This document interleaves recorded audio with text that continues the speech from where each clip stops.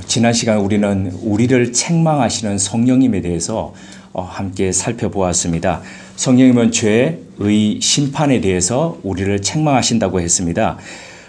죄에 대해서 책망하시는 성령님은 이 세상에 존재하고 또 우리가 저지르고 있는 수만 가지의 죄 중에서 유독 단 한 가지의 죄, 그것은 바로 예수 그리스도를 믿지 않는 그 죄에 대해서 우리를 책망하신다고 했습니다. 그 이유는 하나님을 향해서 조준되어 있지 않는 바로 그것으로 인해서 다른 모든 죄들이 파생되기 때문이었습니다. 그래서 근본적이고 근원적인 그 죄를 지적하시고 책망하심으로써 우리를 하나님께 하나님의 마음에 더 조준할 수 있도록 그렇게 일깨워 주신다고 했습니다. 성령님께서 의에 대해서 책망하신다는 것은 즉 하나님의 뜻에 따라서 사람의 몸으로 이 땅에 오셨고 그리고 사람의 모습으로 사셨고 또 하나님의 그 뜻에 따라서 그 하나님의 방법으로 이 땅을 떠나셨던 그 예수 그리스도처럼 그렇게 우리를 하나님의 뜻에 맞게 하나님의 의에 맞게 그렇게 살도록 책망하신다는 겁니다. 왜냐하면 사람들은 하나님의 뜻보다는 자기 생각에 자기 마음대로 자기 소견에 옳은 대로 그렇게 살아가기 때문에 성령님께서 날마다 그런 우리를 책망하심으로써 하나님의 의에 부합되도록 그렇게 이끌어 가신다고 했습니다. 성령님께서 심판에 대해서 책망하신다는 것은 이 세상에 자신이 스스로가 권력자이고 스스로가 왕이고 스스로가 신이라고 생각하는 그 왕들조차도 하나님께서 그들을 단죄하시고 심판하셨다면 그 이외에 우리들은 어떻겠냐는 거죠. 그래서 그 왕들을 심판하심으로써 우리를 일깨우셔서 우리로 하여금 하나님을 왕으로 삼고 그 하나님을 하나님 되게 살아가는 삶으로 그렇게 이끌고 가시기 위해서 그래서 언젠가 왕들을 심판하셨듯이 우리들을 심판하실 그 심판의 날 다른 말로 표현하면 심판이 양면적인 성격이 있는데요. 어떤 사람들에게는 단죄의 성격이 있지만 또 어떤 사람들에게는 상 주시는 그런 성격이 있거든요. 그래서 하나님의 심판, 하나님의 상 주심 그것을 바라보면서 살아가는 것, 그 삶으로 우리를 일깨우시기 위해서 날마다 심판에 대해서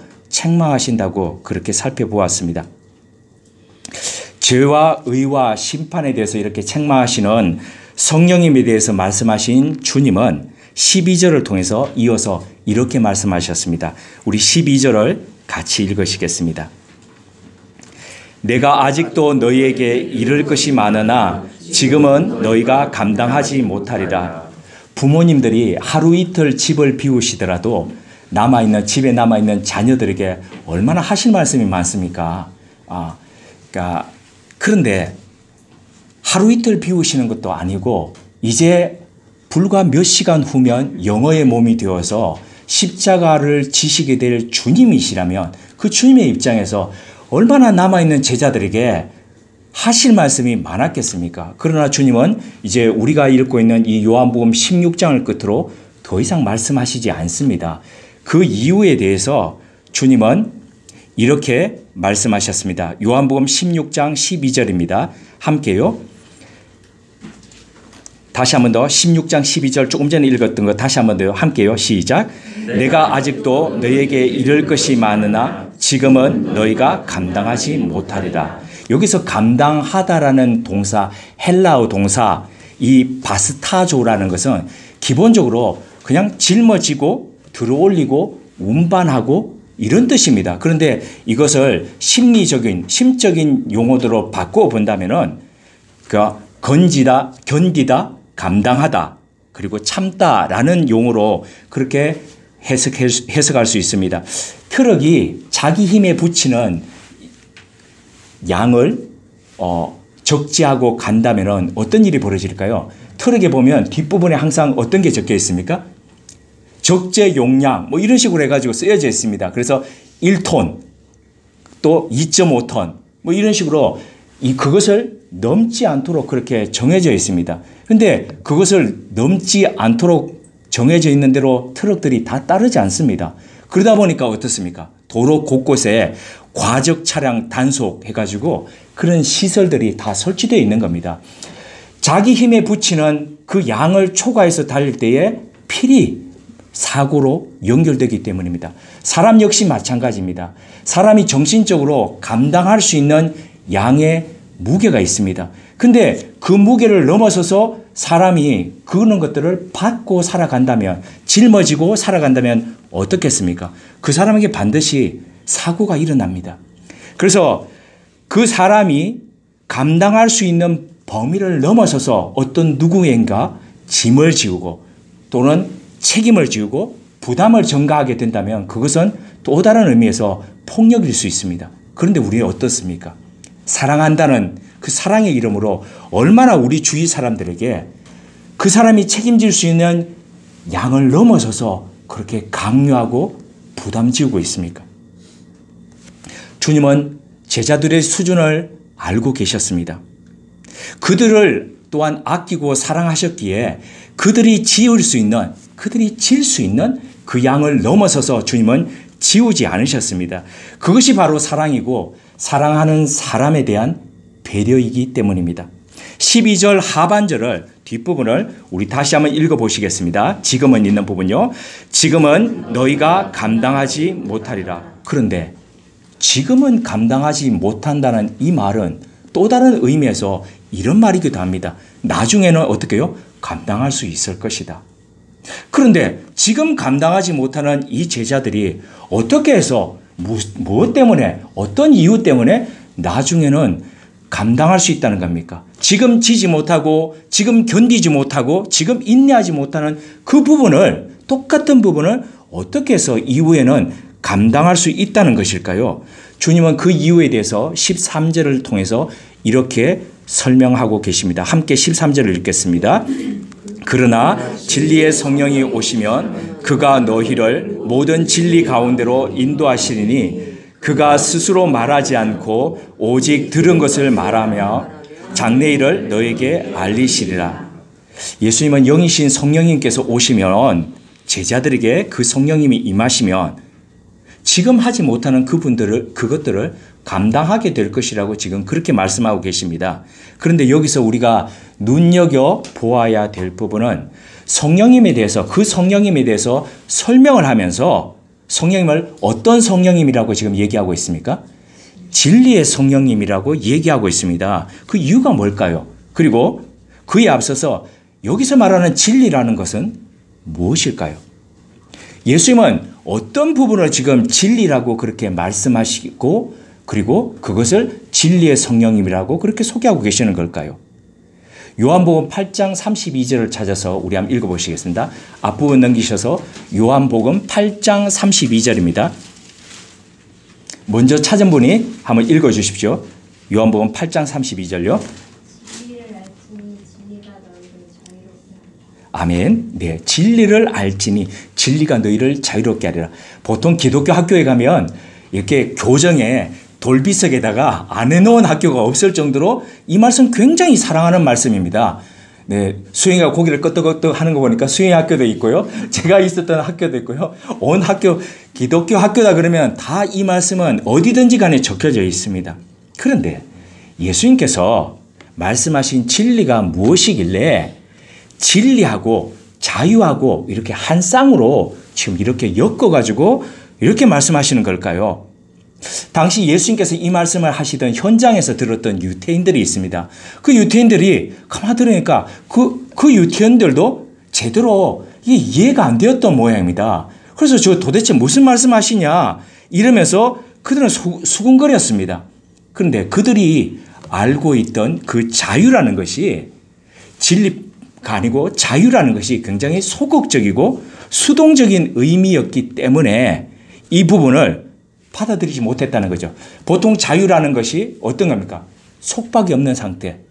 그죠? 묶여져 있지 않는 상태. 이런 상태. 그러니까 정신과 육체가 묶여져 있지 않고 속박되지 않는 그 상태를 자유라고 생각하니까 도대체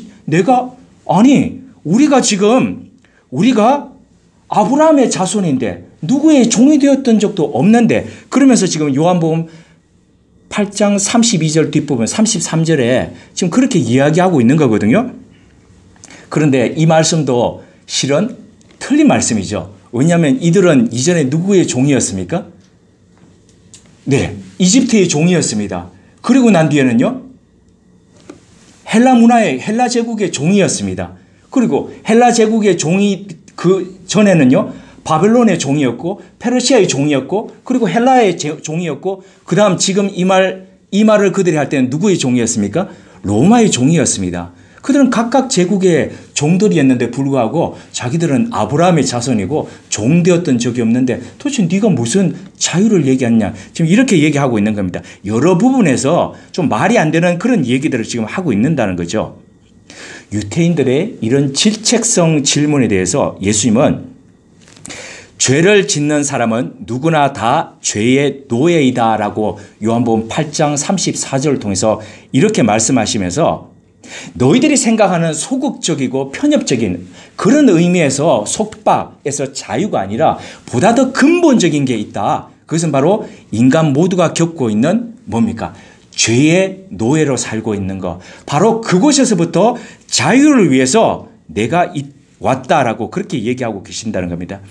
우리의 의지와 상관없이 우리는 죄를 짓습니다. 그죠? 아, 나 죄 안 지을 거야. 이렇게 생각하면 죄 안 짓습니까? 그렇지 않습니다.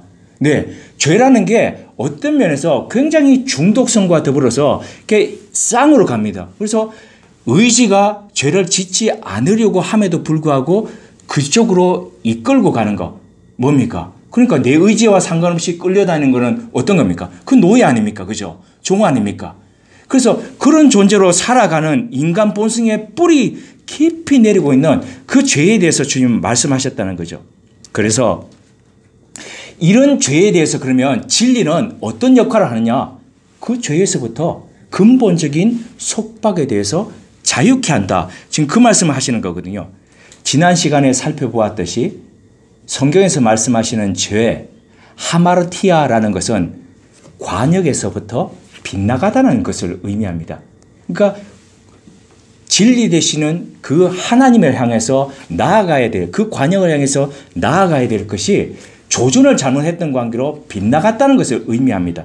그런데 여기서 잘못된 조준에 대한 것이 죄라고 말씀드렸는데 오늘 우리가 마음에 새겨봐야 될 부분이 율법이라고 하는 부분이 있죠.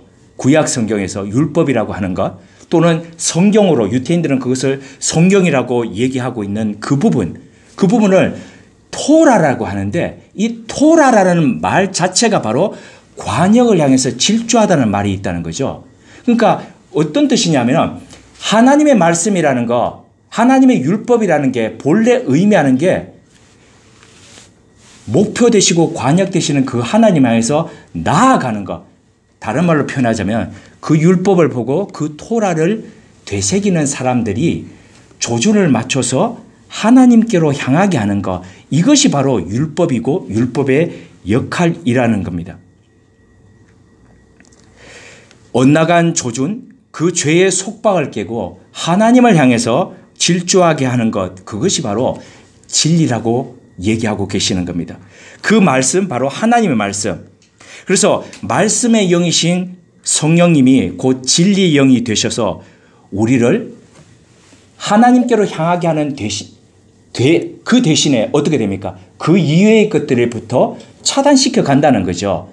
그래서 선택이라는 게 어떤 의미에서 우리는 여러 개 중에서 하나를 짚는다라는 그런 의미로 선택을 이야기하지만 그 선택은 또 다른 의미에서 어떻게 됩니까? 그 하나를 짚기 위해서 어떻게 하는 겁니까? 다른 모든 것들을 포기하게 하는 겁니다. 그래서 율법이 바로 하나님의 말씀이 그렇다는 겁니다. 그래서 다른 모든 관역 이외의 모든 것들에 대해서 포기케 함으로써 그 관역 되시는 하나님을 향하게 하는 것, 그래서 다른 죄에서부터 자유케 하는 것, 그거라는 겁니다. 진리의 성령님이 우리 가운데로 오시면 하시는 가장 우선적인 그 일이 무엇인지에 대해서 13절 상반절을 통해서 주님은 다음과 같이 말씀하십니다. 함께요. 다시 넘어가셔서 16장 13절 상반절요. 그러나 진리의 성령이 오시면 그가 너희를 모든 진리 가운데로 인도하시리니. 네. 아멘. 관역 되시는 하나님께서 우리를 향하게 하시는 그 진리는 어떤 의미에서 진리는 품사가 뭡니까? 진리라는 이 단어의 품사가 명사입니다. 그죠? 명사는 움직임이 없습니다. 그런데 이 진리는 명사를 가지고 있음에도 불구하고 명사여서는 안 되는 단어입니다. 그 단어는 철저하게 어떻게 해요?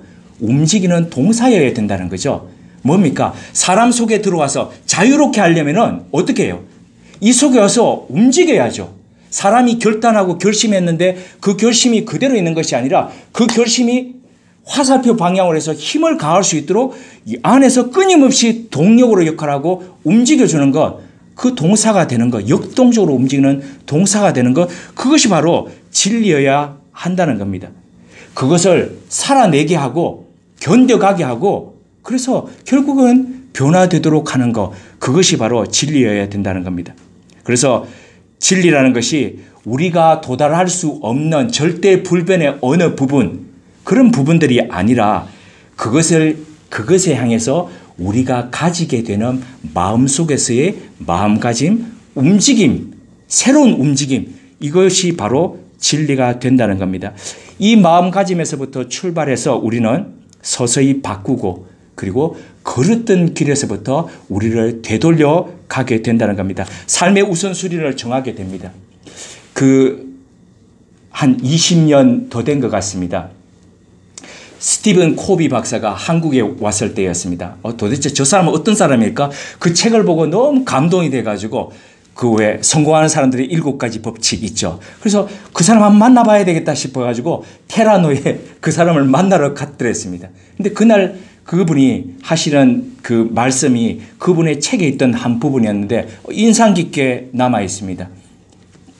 커다란 돌들을 항아리에다가 이렇게 넣는 것을 표현하면서 여러분 이 돌들을 다 넣으려면 어떻게 하면 될까요?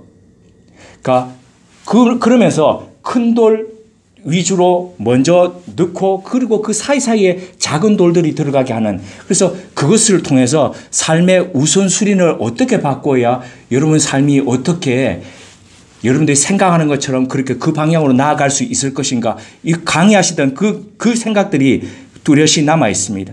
그래서 우리는 하고 싶더라도 순서가 잘못되면 흐트러져서 할 수 없는 그것을 성령님께서는 우리 안에서 우선순위를 정하셔서 그 일들을 되게 하시고 우리의 행동들이 바뀌어갈 수 있도록 그렇게 하신다는 거죠. 진리의 성령님이 오시면 바로 이것을 가능하게 하도록 그 진리 가운데로, 움직임 가운데로 우리를 어떻게 해요? 이끌어 가신다, 인도해 가신다, 이렇게 말씀하고 계신다는 겁니다. 이와 관련해서 예수님께서는 요한복음 14장 6절에 당신을 뭐라고요? 3가지로 표현하시면서 나는 길이요 진리요 생명이다. 진리라고 말씀하셨습니다. 이렇게 주님이 당신을 진리라고 말씀하셨던 것은 주님 역시도 어떻게 해요? 주님 안에서 메시아 되기 위해서 보내주셨던 그 삶을 살기 위해서 어떻게 해요? 몸부림치면서 그 길 가셨다는 겁니다. 인간의 몸으로 예수님이 하나님의 아들로 오셨지만은 인간 예수의 몸 가운데 몸으로 오셔가지고 어떻게 해요? 하나님의 품성, 하나님의 씨앗, 이것이 발화되도록 그리고 발현되도록 그분이 몸부림쳤겠죠. 가만히 있는데도, 밥만 먹고 가만히 있는데도 그대로 예수님이 되셨고 나사렛 예수가 되시고 그리고 하나님의 말씀에 통달하셨던 그분이 되셨다. 그렇게 생각하십니까? 아니죠. 어린 시절에는 그렇게 생각했습니다. 그러나 주님이 수없는 하나님의 말씀들을 말씀대로 살아내고 그 말씀을 전하기 위해서 그분 역시도 어릴 때부터 말씀 앞에 서고 말씀을 살아내고 그렇게 가셨다는 거죠. 그 결과 뭡니까? 예수라는 사람 안에 하나님의 형상이 나타나고 꽃을 피우고 그리고 커다란 나무가 되실 수 있었다는 거죠. 이러한 진리에 대해서 무지했던 빌라도 총독은 예수님을 자기 총독 관저에다 세워놓고 이렇게 물었지요. 진리가 무엇이냐? 보편적인 진리를 얘기한 겁니다. 그가 알고 있는 진리라는 것은 언제 어디서든 누구나가 인정하는 보편적 법칙 또는 사실, 이런 것들이었거든요. 근데 예수님이 말씀하셨던 진리는 그런 통속화된 진리와는 전혀 다른 차원이었다는 겁니다. 사람 안에서 움직이면서 사람의 변화를 이끌어내는 죄에서부터 속박에서부터 벗어나게 하는 그런 진리였거든요. 누군가 이렇게 얘기합니다. 본디 진리라는 것은 원석의 결을 따라서 깎고 또 깎아서 그 원석이 빛나도록 하는 것, 바로 그것이라고요.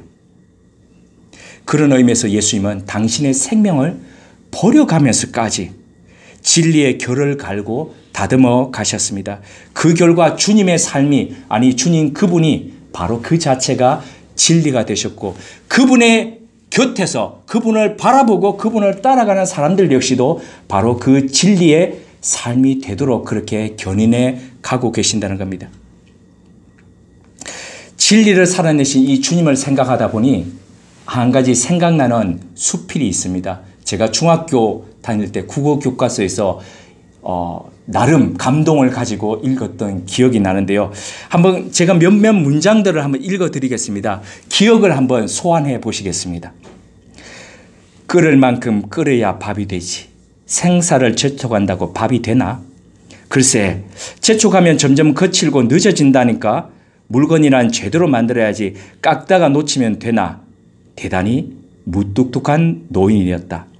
값을 흥정하지도 못하고 잘 깎아나 달라고만 부탁했다. 그는 잠자코 열심히 깎고 있었다. 처음에는 빨리 깎는 것 같더니 저물도록 이리 둘러보고 저리 둘러보고 굼뜨기 시작하더니 마냥 늦장이다. 내가 보기에는 그만하면 됐는데 자꾸만 더 깎고 있었다. 뭘까요? 저만 국어 교과서에서 봤습니까? 제목이 뭡니까? 기억나죠? 네.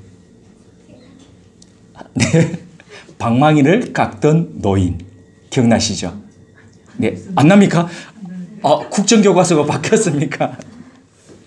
1974년도입니다. 그때 출판된 윤오영 선생의 수필, 방망이를 깎던 노인, 아마 동대문 시장에서 그렇게 하셨나 봅니다. 그래서 그 이야기가 국어교과서에 남아있던 것이 굉장히 기억이 납니다. 한나절의 시간을 다 보내고도 겨우 한 벌 어떤 건 몇 개입니까? 2개, 방망이 2개. 다듬이 압니까? 본 적은 없죠? 어디가 TV에서만 보고, 네, 어린 시절 할머니께서 이렇게 무명을 가지고 이렇게 톡톡톡톡 두드리시던 그 생각이 납니다. 손님의 채근에도 아랑곳하지 않으며 말없이 자기 일을 해갑니다. 한 벌을 다 겨우 완성하고 난 뒤에 허리를 쭉 펴고, 그리고 난 뒤에 무심히 동대문의 춘현을 바라보는 모습이 나와 있습니다. 세속을 살아가면서도 전혀 세속스럽지 않은 모습입니다. 더디다고 느리다고 융통성 없다고 누가 핀잔을 주더라도 감내하면서 누가 알아주든 알아주지 못하든 간에 그냥 묵묵히 심혈을 기울여서 만들어갑니다. 그렇게 방망이를 깎던 그 어른처럼 신앙생활이라는 이 과정 역시도 바로 하나님께서 우리를 그렇게 다듬어가고 매만져 가시는 과정이 아닌 과정일지도 모릅니다. 또한 우리 스스로가 깎아가고 다듬어가는 과정이기도 하고요. 비록 깎고 자르고 그리고 매만지고 그 사포로 다듬고 하는 이런 과정들이 우리 삶에서 쓰리고 아플지라도 끝내 포기하지 않고 하는 바로 그 길 말입니다. 수필 방망이 깎던 노인 속엔 숙지황, 저 어린 시절에 그 한약방 하셨던 외할머니의 동생 방에 들어와서 몰래 이렇게 꺼내먹고 감추하고 이렇게 꺼내먹던 생각이 나는데요. 이 부분에 대해서 언급하면서 어떤 마음으로 우리의 삶을 살아가야 될지 고민하는 부분이 이렇게 나와 있습니다. 약재만 해도 그렇다. 옛날에는 숙지황을 사면 보통의 것은 얼마, 윗질은 얼마 값으로 구분했고 구중구포한 것은 3배 이상 비싸다. 구중구포란 9번 쪄내고 말린 것이다. 눈으로 보아서는 5번을 쪘는지 10번을 쪘는지 알 수 없다. 단지 말을 믿고 사는 것이다. 신용이다. 지금은 그런 말조차 없다. 어느 누가 남이 보지도 않는데 9번씩 찔 이도 없고 또 그것을 믿고 3배씩 값을 줄 사람도 없다. 옛날 사람들은 흥정은 흥정이요 생계는 생계이지만 물건을 만드는 그 순간만은 오직 아름다운 물건을 만든다는 그것에만 열중했다. 그리고 스스로 보람을 느꼈다. 그렇게 순수하게 심혈을 기울여 공예 미술품을 만들어냈다. 우리 조상들은 하나의 공예품을 만들어갈 때 이처럼 온 심혈을 다해서 그렇게 만들어갔습니다. 하나님도 우리를 이렇게 만들어갔습니다. 공장에서 만들어 툭 찍어내는 그런 공예품 같은 제품이 아니라 한 땀 한 땀 빚으시면서 그렇게 심혈을 기울여서 우리를 예술 작품처럼 만들어 가십니다. 물론 이 과정은 하나님께서 주도해 가십니다. 그렇지만 동시에 우리의 애씀과 노력도 수반되어야 한다는 겁니다. 언제나 그렇듯이 하나님께서 주도하시는 이 일에 사람이 함께 할 때에 그 속에서 진정한 변화의 역사가 일어났기 때문입니다. 그렇다면 우리는 어디에서부터 또한 어디로 어떤 모습으로 깎여져 가고 변화되어 가는 것일까요? 성령님은 우리를 궁극적으로 어떤 모습으로 어디에서 어디로 어떤 모습으로 우리를 이끌고 가려고 그렇게 하시는 걸까요? 인도 첸나이라는 곳이 있습니다. 그곳에서 오래도록 졸업하고 난 뒤에 선교사로 잘 살고 있는 동기가 있습니다. 그 동기가 안식년을 맞아서 지금 북미에서 보내고 있는데 자기의 소식들을 이렇게 SNS로 쭉 전하고 또 댓글로 대화를 나누고 있습니다. 때마침 이 동기가 자신의 영적 허기를 채우기 위해서 한 산에에 무덤을 찾았습니다. 그 산에는 수많은 사람들이 묻힌 공동묘지 한켠에 평범하다 못해서 아주 수수한 모습으로 묻혀져 있습니다. 이름만 들어도 모든 사람들이 알만한 사람임에도 불구하고 그는 안내원이 없이는 찾기가 참 어려울 정도의 그런 한켠에 아주 수수한 모습으로 그렇게 누워 있습니다. 그의 무덤가 낡은 부분에 그의 무덤가 옆에는 아주 낡은 벤치가 하나 있는데 그곳에는 함께 그와 살았던 장애우들이 그를 추모하면서 새겨놓았던 여러 글들과 그림들이 그렇게 그려져 있습니다. 세상 교회는 화려한 이력을 가진 목회자를 찾고 있습니다. 그리고 목회자들은 또 더 좋은 조건에 자기를 더 내세울 수 있는 그런 교회를 찾아서 교회를 갈아타 가고 있습니다. 이런 과정 속에서 공동묘지 한켠에 누워있는 그는 예수님 때문에 자신의 모든 것을 그렇게 내려놓고 사랑과 헌신의 길을 갔던 사람입니다. 그의 이름은 헨리 나우엔. 그가 남긴 책 중에 어떤 방향으로 성령님께서 우리를 인도해 가시는지에 대해서 잘 표현하고 있는 책이 영적 발돋움이라는 책입니다. 이 책은 예수 그리스도의 영 안에서 산다는 것은 무엇을 의미하는가라는 물음에 대한 답입니다. 그러니까 예수 그리스도의 영 안에서 산다는 것은 무엇을 의미하는가라는 것에 대한 이 답을 이 영적 발돋움은 3가지 영역에서 발돋움이라고 얘기하고 있습니다. 그 3가지 영역에서 발돋움은 첫 번째로 자아를 향한 발돋움, 두 번째는 동료 인간들을 향한 발돋움, 세 번째는요 하나님을 향한 발돋움, 이렇게 3가지로 정의하고 있습니다. 자아를 향한 발돋움이 그러면 어떤 발돋움이냐? 점프업 하는 거지 않습니까? 이 자리에서부터 다른 곳으로 올라가는 것인데 그럼 자아를 위해서는 어떤 점프업이냐? 외로움에서 고독으로의 그런 발돋움이라고 얘기하고 있습니다. 우리의 의식 속에 집요하게 들어오는 것들이 있습니다. 외로움입니다. 이번 지난 주 중에 중년의 시간을 보내고 있는 저보다 연배 위에 한 분과 이야기를 이렇게 나누는데 이런 얘기를 하시는 거예요. 지금까지 가족들을 위해서 사랑하는 가족들을 위해서 그렇게 질주해서 달려왔는데 그게 가족을 사랑하는 것이라고 알고 있고 또 지금도 당연히 그렇게 생각하는데 어느 순간 문득 이런 생각이 든다는 겁니다. 내 인생 뭐지? 네, 고개 끄덕이시는 네, 송 집사님 보니까 공감하시나 봅니다. 내 인생 뭐지? 네, 자녀들은 이제 다 커서 곧 결혼을 할 그런 나이에 이르는데 내 인생 뭐지? 물론 앞으로도 그렇게 그분이 얘기하시는 겁니다. 물론 앞으로도 내가 가족들을 위해서 당연히 그렇게 새벽부터 밤늦게까지 일하겠지만 근데 문득 내 인생 뭐지? 이런 것들이 싹 들어온다는 겁니다. 한편으로 어떤 종류이든지 간에 우리 속에 뭐지? 이 속에서 허함, 외로움들이 이렇게 들어옵니다.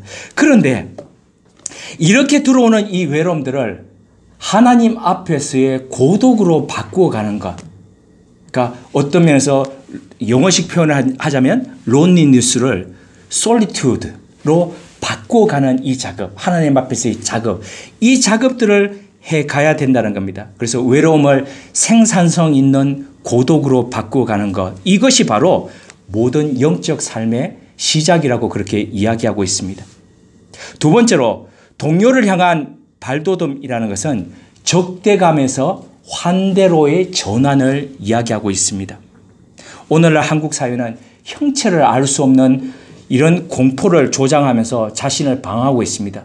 공포가 이렇게 들어오면 어떻습니까? 당연히 뭡니까? 성을 쌓게 되죠. 울타리를 높이게 됩니다. 그러면 어떻게 됩니까? 배격하게 됩니다. 그래서 안타깝게도 극우와 혐오의 그런 진원지가 교회가 되고 있습니다. 교회는 사람들을 서로 이어주고 평안의 공동체로 이끌어줘야 될 이런 부분인데 이런 교회가 정신적인 전투장으로 그렇게 바뀌어가고 있다는 거죠. 환대라는 것은 무엇보다도 낯선 사람을 적이 아닌 친구로 맞아들이는 것입니다. 사람을 변화시키는 것이 아니라 어떻게 해요? 변화할 수 있는 그런 장들을 열어주는 것이라는 거죠. 낯선 사람을 우리 영역으로 끌어들이는 것, 그렇게 오픈하는 것, 이것이 바로 기독교 영성의 핵심이라고 이야기하고 있습니다. 가만보면요, 남들도 아니고 가족인데 함께 살고 있지 않는 가족들 있으시죠? 그 가족들이 우리 집에 와서 방문하거나 우리 집에 하룻밤을 자거나 편합니까? 내 가족인데도, 내 형제인데도 편합니까? 네. 제 여동생인데도 제 집에 와서 아이들 데려와서 하룻밤을 자면 집안 청소하고 평소하고 다르게 하면서 너무너무 신경을 씁니다. 가족인데도 그렇습니다. 그런데 하물며 어떻습니까? 우리 가족 이외에 남이 우리 집에 와서 기거를 하고 같이 시간을 보내는 거 쉽지 않습니다. 그런데 여기서부터 그럼에도 불구하고 열어주는 것, 여는 것, 이것이 바로 영성생활의 핵심이라는 거죠. 그런 까닭에 상대방을 향한 이 발돋움을 위해서 두 가지의 가난이 필요하다고 우리에게 이야기하고 있습니다. 첫 번째 가난은 생각의 가난이고 두 번째 가난은 마음의 가난입니다. 우리 생각 속에 자기의 철저한 사상과 개념과 견해와 신념으로 가득 차 있으면 어떻습니까? 남의 사상과 개념, 이게 들어올 수가 없습니다. 그래서 지난 월요일에 저희 친구들과 더불어서 포천에 있는 우리 수련했던 그 목사님도 내려오고 해서 노숙자 돕는 그 모임을 저희가 매달 한 번씩 이렇게 정기적으로 하면서 하고 있는데요. 그러면서 나눴던 얘기 중에 하나가 이런 거였습니다. 너무 녹색불, 빨간불 해가지고 우리 그렇게 서지 말자. 좀 노란불도 있다는 걸 생각하면서 노란불에서 우리 좀 얘기하자. 이런 얘기들을 나누었습니다. 노란불이 없이 그냥 녹색불, 빨간불에서만 서로 서가지고 있으면 결코 다른 사람을 맞아들이고 함께 할 수가 없게 된다는 거지요. 그래서 생각의 가난을 가져야 된다는 거고요.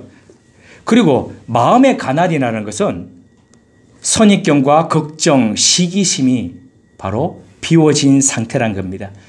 남에 대해서 그냥 저 사람 과거에 이랬으니까 지금도 이래 이러고, 그리고 그 사람은 옛날에 이랬으니까 전혀 변하지 않을 거야. 그냥 단정 지어버리고, 이런 부분이면 결코 그 사람과 함께할 수 없게 된다는 거죠. 따뜻한 환대는 배타적이지 않고 포용적이면서, 그리고 인간 경험을 위한 그런 자리를 이렇게 마련해 준다는 겁니다. 그러면 세 번째로 하나님을 향한 발돋움은 어떤 것인가? 그것은 바로 환상에서 기도로 옮겨간다는 거죠. 그 환상이라고 하는 일루전, 우리는 얼마나 많이 이런 부분들을 사모합니까? 성령의 은사 그러면은 이 환상 굉장히 사모하지 않습니까? 어떤 극적 일들이 일어나고, 예전에 말씀드렸듯이 어린 시절 초등학교 때부터 부흥회를 다니면서 하나같이 오시는 그 부흥 강사들은 다 이런 그 환상적인 것과 연결지어서 성령의 역사를 얘기했습니다. 그러다 보니까 성령님의 사람이라는 것이 늘 그런 어떤 환상을 살아가는 것, 이것이 성령의 사람인 줄 알았습니다. 그런데 정말 성령의 사람이라는 것은 어떤 거냐? 환상에서부터 기도로 옮겨가는 것이라는 거죠. 이 기도라는 것을 헬리나우에는 동방정교회의 해시가주의, 이 해시가주의라는 것은 평안, 고요 이런 것들을 추구하는 그런 그 파를 얘기하는 겁니다. 그분들이 했던 것을 묵상 기도를 인용하면서 이런 세 가지 규율을 제안합니다. 첫째, 하나님의 말씀을 묵상하면서 읽는 것. 둘째, 하나님의 음성을 조용히 듣는 것. 셋째, 신뢰하는 마음으로 영적 인도자에게 순종하는 규율.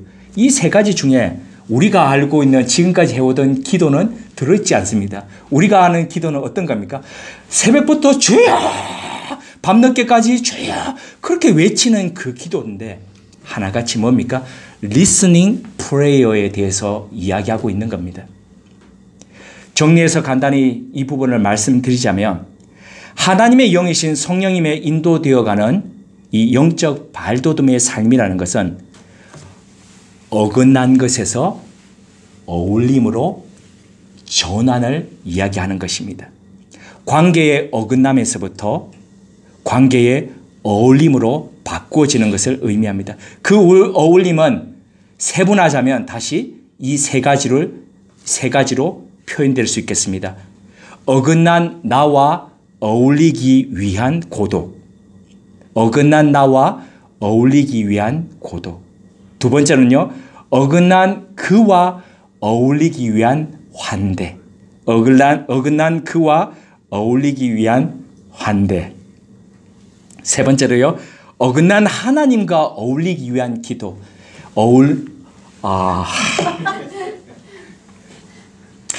네. 어긋난 하나님과 어울리기 위한 기도. 네. 고독과 환대와 이 기도. 이렇게 어긋난 자리에서, 어긋난 관계에서 하나님은 어울리는 관계로 이끌어 가시기 위해서 성령님을 통해서 오늘도 우리를 이끌고 계십니다. 함께 기도하시겠습니다. 하나님, 진리의 성령님을 보내시어 우리를 진리 가운데로 인도해 주심을 감사드립니다. 진리라는 것이 통속화된 명사가 아니라 이 시간도 우리를 더 나은 존재로 견인케 하는 동사임을 기억해 하옵소서. 방망이를 깎던 노인처럼 누가 알아주든 알아주지 않든 간에 우리 안에 있는 불필요한 부분을 가감없이 과감하게 깎아가고 다듬어가는 그 길을 순명하게 하옵소서. 그리하여 세월이 더해질수록 어긋난 우리 자신과 어울리게 하시고, 어긋난 그들과 어울리게 하시고, 어긋난 하나님과 어울리는 우리로 변화되어 가게 하옵소서. 예수님의 이름으로 기도드립니다. 아멘.